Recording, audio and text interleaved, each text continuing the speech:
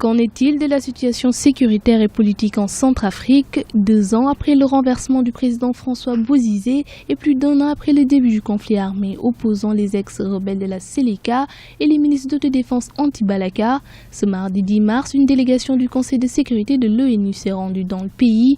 Objectif, évaluer l'amélioration de la situation sécuritaire sur le terrain et le processus de transition. Pour certains spécialistes, cette visite revêt un acte symbolique et vise à rassurer les autorités de transition. Je crois qu'il n'y a pas d'autres enjeux à la mission actuelle du Conseil de sécurité en République centrafricaine que des enjeux symboliques.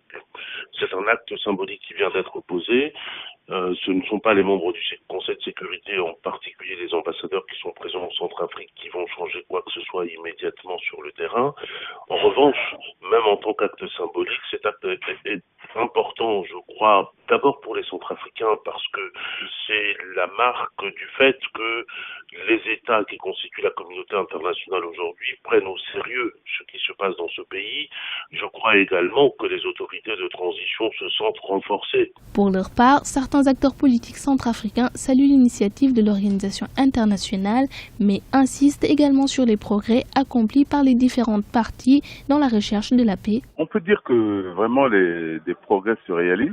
Ce qu'il faut surtout noter, c'est qu'il y a une forte volonté d'aller vers la paix et de tous les partenaires, même de ceux qui se réunissent à Nairobi, de ceux qui se réunissent à Rome.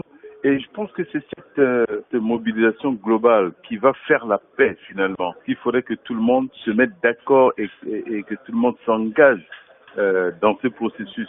Sinon, de manière concrète, vous savez qu'il y a eu beaucoup de choses qui ont été faites ces derniers temps, des arrestations de certains grands criminels. En tout cas, depuis l'arrivée de la MINUSCA, quelque chose bouge en Centrafrique. Pour amener la paix en Centrafrique, le gouvernement de transition a initié le Forum national de Bangui qui se tiendra dans quelques semaines. Cette rencontre devrait être la suite logique de l'accord de cessation des hostilités de Brazzaville, censé réconcilier les frères ennemis centrafricains.